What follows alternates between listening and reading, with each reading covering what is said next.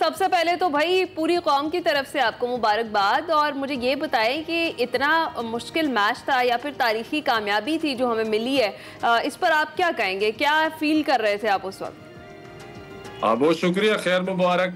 बिल्कुल, semifinal match वैसे ही बहुत बड़ा मैच होता है, लेकिन ये था कि कतर के खिलाफ मतलब आज तक हम जीते नहीं थे। कतर वर्ल्ड रैंकिंग में एक बहुत बड़ी टीम है और एक बड़े मतलब रैंकिंग की टीम है, तो ये था कि उनके खिलाफ जीत के वाकई बहुत मजा आया, और ये था कि हमारे लिए एक एक आगे बढ़ने की एक और मतलब सीढ़ी थी कि हमें यकीन हो गया कि हम बड़ी टीमों को भी जीत सकते हैं। बिल्कुल। और मुराद, दिफाई चैंपियन कतर को हराना कोई मामूली बात नहीं है, लेकिन कुछ प्लान किया था आपने उनको हराने के लिए? जी बिल्कुल, प्लानिंग तो हमारी हर मैच की अलग अलग होती है। हमने खासकर अपनी जो पिछली गलतियां थी उनके ऊपर काम किया था कि हम किस तरह खेलेंगे। हमें उनका तो पता था क्योंकि उनकी यही सेम टीम आ रही है, और मैं आपको ये भी बताता चलूं कि कतर की टीम में डिफरेंट नेशनैलिटीज की लड़के हैं। कतर का उसमें मुश्किल से कोई एक आध लड़का होगा, बाकी उन्होंने चुन चुन के सारी दुनिया से लड़के इकट्ठे किए और उनको नेशनैलिटीज दी है। तो ये था कि हमने ज्यादा अपनी गलतियों पे काम किया था कि पिछली बार जो हमने गलतियां की थी उनको हम रिपीट नहीं करें, और वही हुआ कि फिर उसके उसके नतीजे में एक हमें शानदार जीत मिली है। जबरदस्त जबरदस्त, उस शानदार जीत पे हम सबको बड़ा फख्र है। अच्छा ये बताएं मुराद, फाइनल मैच के लिए आपकी एक्सपेक्टेशंस ऑलरेडी क्या यही थी जिस तरह से अभी अली भी आपसे पूछ रहे थे? मुझे ये बताएं कि और फाइनल तक रसाई में सबसे ज्यादा आपको क्या लगता है किस प्लेयर का रोल रहा? बिल्कुल, फाइनल को तो हम इस तरह एक्सपेक्ट नहीं कर रहे थे। हमें लगता था, हमारा अंदाजा ये था कि हम उनको इजीली जीत जाएंगे। गोलकीपर हरेन बहुत आउटस्टैंडिंग परफॉर्म कर रही थी इस टूर्नामेंट में, लेकिन हमारी टीम बहुत अच्छी थी। मसला हमारा ये हुआ कि सेमीफाइनल में हमारा जो मेन अपोजिट स्पाइकर है मुराद खान जूनियर, वो उसको मतलब थोड़ी इंजरी हो गई, तो उसकी वजह से हमें बहुत ज्यादा इफेक्ट पड़ा उसका। राइट। तो मुराद, हम हमेशा पूछते हैं जब जब कभी हमारी किसी कप्तान से बात हो, दो तीन नाम तो आपको लेने ही पड़ेंगे। बताइएगा कि आपकी जो टीम थी उनमें बेहतरीन खेल किन्होंने पेश किया? बस मैं यही पिछले क्वेश्चन में भी इसी को मैं अवॉइड कर रहा था, मैं चाह रहा था कि लेकिन हम नहीं जाने देंगे। मेरी टीम का हर प्लेयर ही मैच विनिंग है। उसमें स्पेशली मैं नाम लूंगा उस्मान का। उस्मान बहुत हमारा मेन प्लेयर आजकल ईरान में लीग भी कह रहा है। उसके बाद मुराद जूनियर हो गया, हामिद हमारा एक लड़का नया आया है। तो वैसे तो मेरी टीम सारी मैं कह रहा हूँ, नासर अली हमारा लिबरो काफी एक्सपीरियंस प्लेयर है। तो ये हमारे मेन प्लेयर है, बाकी आपको पता है हर प्लेयर ही मेरा मैच विनिंग है। बिल्कुल बिल्कुल, हर प्लेयर बेस्ट है, तभी तो पूरी टीम जो है वो आगे बढ़ी। आप बिल्कुल दुरुस्त कह रहे हैं, हम आपको मजीद मुश्किल में नहीं डालते। अच्छा मुझे ये बताएं कि कोचिंग स्टाफ और जो फेडरेशन है उसका रोल कैसा रहा, उनकी जो हिकमत अमली है उसको आप कैसे देखते हैं और क्या कमेंट करेंगे? जी बिल्कुल, फेडरेशन अपनी तरफ से अपना बेस्ट कर रही है। अभी पिछले 2-3 साल से हम लगातार फॉरेन कोचेस को हायर कर रहे हैं, जो कि हमारी टीम को ना एक मॉडर्न वे में लेके आई है।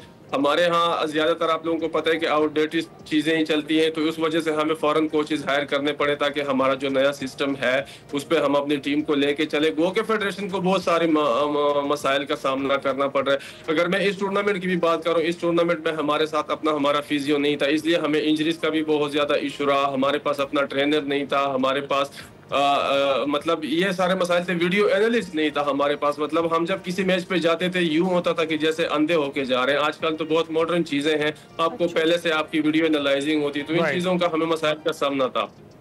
ओके, तो फेडरेशन तो अपना काम कर रही है, हमारे सामने ही है, लेकिन मुराद कहीं पर कुछ लैक होता हुआ भी आपको दिखाई दे रहा है जहां पर काम होने की जरूरत है? क्योंकि आप बाहर जाकर खेलते हैं, मुख्तलिफ टीमों को देखते हैं, उनकी ट्रेनिंग में हमारी ट्रेनिंग में क्या फर्क नजर आता है?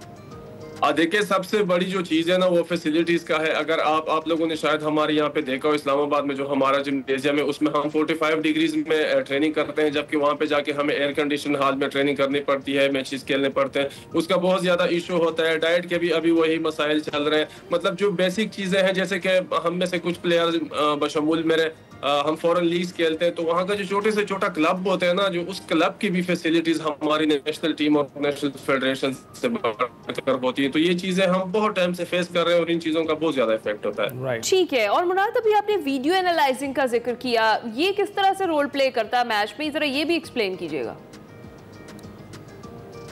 ये जब भी हमारा किसी टीम के साथ मैच होते हैं तो पिछले 1-2 सीजन में उसने जितने मतलब 1-2 साल में जितने मैचेस खेले होते हैं उन सब का वो डेटा एनालिस्ट होता है। वो हर एक प्लेयर की इंडिविजुअल परफॉर्मेंस, वो कहाँ पे वीक है, कहाँ पे स्ट्रेंथ है, उसकी कैसे खेलते हैं, वो सारी चीजें करते हैं। तो उस चीज का हमें मसला होता था, हमें पता नहीं होता कौन सी टीम किस तरह खेल रही है। और फिर भी हमें कन्फेस करना पड़ेगा कि आप लोगों की परफॉर्मेंस इन तमाम तर मुश्किलात के बावजूद इंतहाई ज़बरदस्त रही है और हम लोगों ने देखा है कि सिल्वर मेडल आप घर लेकर आए हैं, तो कॉन्ग्रेचुलेशंस उसके लिए। ये बताइएगा कि इस परफॉर्मेंस के बाद या इससे पहले आप कुछ फ़र्क देख रहे हैं, कुछ रुझान बढ़ता हुआ, लोग वॉलीबॉल की तरफ मज़ीद राग़िब हो रहे हैं? अगर आप लोकल लोगों की बात कर रहे हैं, शायकीन वॉलीबॉल की बात कर रहे हैं, तो बिल्कुल एक बहुत ज्यादा ही मतलब एक क्रेज देखने को मिल रहा है। सोशल मीडिया के थ्रू हमें सारी चीजें देखने को मिल रही है, लोकल टूर्नामेंट्स बहुत ज्यादा बढ़ रही हैं। लेकिन अगर आप हुकूमती सतह पे इकदाम की बात कर रहे हैं तो वो बिल्कुल ना होने के बराबर है। अच्छा, तो मुराद ये भी बताएं ना कि जो नौजवानों के लिए इस टीम की जो परफॉर्मेंस है वो कितनी ज्यादा मोटिवेशनल साबित हो सकती है फिर, और ये जो कामयाबी है क्या ये पाकिस्तान में वॉलीबॉल को मजीद मकबूल बना सकती है? बिल्कुल। हमारे यहाँ एक ये टैबू होता था कि यार इस टीम को हम नहीं जीत सकते, कोरिया को नहीं जीत सकते, कतर को नहीं जीत सकते। जिस तरह हम खेल रहे हैं पिछले 1-2 सीजन में, हम हर उस टीम को जीत रहे हैं जिसके खिलाफ जीतना हमारे लिए समझो एक ख्वाब होता था। तो उससे अभी नौजवानों में ये रुझान बढ़ रहे हैं, उनको ये लग रहा है कि यार हमारी टीम वर्ल्ड लेवल पे जा रही है। तो मतलब वो चीजें उनको अपने आप में भी दिखाई दे रही हैं और वो ज्यादा वॉलीबॉल खेल रहे हैं और उसमें ज्यादा इंटरेस्ट शो कर रहे हैं। मुराद, आप कौमी टीम को लीड कर रहे हैं, तो क्या सजेशन देंगे जो नए लोग आ रहे हैं? हम देख रहे हैं स्कूलों में भी वॉलीबॉल टीम्स हैं, गांव में भी वॉलीबॉल टीम्स हैं, वॉलीबॉल टीम्स हर जगह पर हैं लेकिन मुनज़्ज़म नहीं है। आप किस तरह से क्या सजेस्ट करेंगे उनको? मैं हमेशा एक बात करता हूं कि जब तक हमारी अपनी प्रोफेशनल लीग नहीं होगी, जब तक फाइनेंशियल सपोर्ट नहीं मिलेगी, जब तक पेरेंट्स अपने बच्चों को खुद लेके ग्राउंड में नहीं जाएंगे, तब तक हमारे लिए मसाइल होंगे। तो सबसे ज्यादा जोर मैं इसी पे देता हूं कि किसी तरह भी हो कोई पॉलिसी बनाई जाए, स्पॉन्सर लाया जाए ताकि वॉलीबॉल लीग हो। अभी अगर मैं आपको करंटली बताऊं, सिचुएशन यहाँ तक आ गई थी कि कुछ लड़के जो नेशनल टीम में करंटली खेल रहे थे उन्होंने रिफ्यूज कर दिया था, उनके घर के मसाइल इस तरह थे। तो ये एक अलार्मिंग सिचुएशन थी। मैं इसी पे जोर दूंगा कि हमारी अपनी लीग बहुत ज्यादा जरूरी है। बिल्कुल बिल्कुल, टीम प्लेयर्स को आप दुरुस्त कह रहे हैं कि गवर्नमेंट को भी जॉब्स देनी चाहिए और ये वाले मसाइल एटलीस्ट जो हमारे प्लेयर्स हैं उन्हें फेस नहीं करने चाहिए कि कोई इस तरह की वो चैंपियनशिप खेलने जा रहे हैं तो उससे पहले उन्हें ये वाले मसाइल जो है उनका सामना करना पड़े। अच्छा, मुझे ये बताएं कि आपको क्या लगता है कि वॉलीबॉल जैसे खेलों में मज़ीद जो कामयाबी है उसके लिए कौन कौन से ऐसे शोबे हैं जिनमें काम करने की ज़रूरत है? जैसे कि मैंने कहा आपको कि सबसे ज्यादा तो आपको लड़कों को इंगेज करना होगा पूरा साल। अभी हमारा इस तरह होता है कि अभी जैसे कि रिसेंटली हम ये इवेंट खेल के हैं तो हमारे लड़के मतलब फ्री हो गए। अभी ये सारा साल लोकल टूर्नामेंट्स खेलेंगे और वो इनके लिए मतलब नुकसानदेह है, उनकी फिटनेस के लिए नुकसानदेह है। तो हमें सारा साल अपने प्लेयर्स को इंगेज रखना होगा। मैं इसीलिए बार बार लीग की बात करता हूँ कि जो आपका ऑफ सीजन 6 मंथ्स होते हैं उसमें भी आपके लड़के एक हाई लेवल की परफॉर्मेंसेज मैचेस खेलते रहते हैं। राइट। तो मुराद, बहुत ही शानदार इस्तकबाल हुआ है आपका एयरपोर्ट पर और आपके फैंस इकट्ठे थे, आपको सपोर्ट करने वाले इकट्ठे थे, उनके लिए क्या पैगाम देंगे?